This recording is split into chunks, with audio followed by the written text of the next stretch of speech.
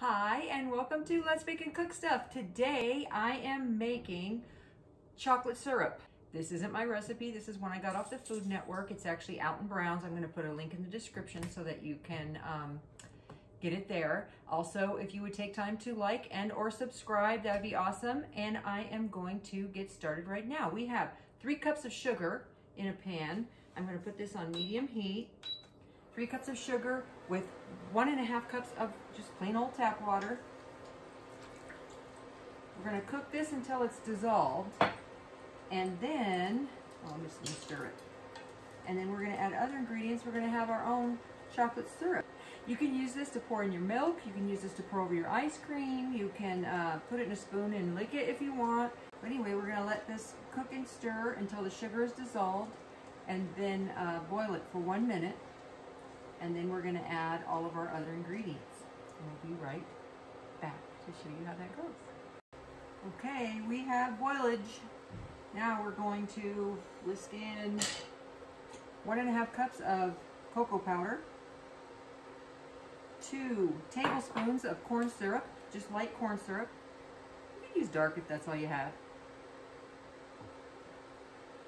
A 1/4 teaspoon of salt, and a tablespoon of vanilla.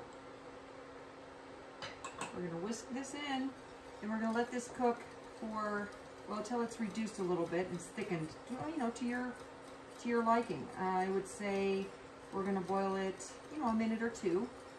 Then you let it cool, and then you have a delicious chocolate syrup that you can use. You can pour it in your milk and make hot chocolate. You can put it in your coffee. I am going to use it for something special tomorrow.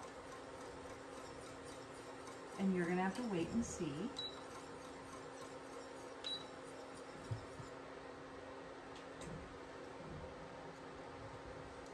But I'm super excited about it.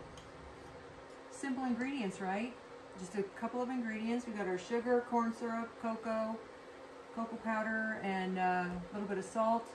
And then you have this delicious syrup. It's so good on ice cream. I mean, that's the main thing. But it's really, really good on, well, everything. And we're reducing it till it's thickened a little bit. You want to cook it about a minute, but don't reduce it too much because then it'll be too thick.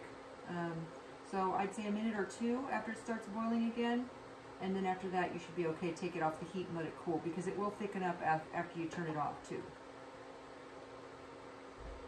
You see, it's bubbling. Look at this. It's bubbling up. This is a 3-quart pan. This is so good. Fat-free. If that matters to you. Try not to think about that at this time of year. I'm in California, so all the gyms are closed anyway. That's my excuse not to exercise. Okay, in the instructions, it says to strain it. So I'm just going to pour it into a bowl, put through the strainer. Okay, we're going to let this cool. And then we're going to do something cool with it tomorrow. Stay tuned. I forgot to mention why you want to put it in a bowl like this with a pouring spout is so that you can pour it into your jars. I'm going to be pouring it into a squeeze bottle, and I'm going to be pouring it into some jars. You know what else? This would make a nice gift. Somebody would like getting this. My granddaughter Phoebe would love this as a gift. How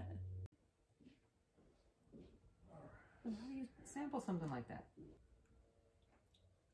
It's good.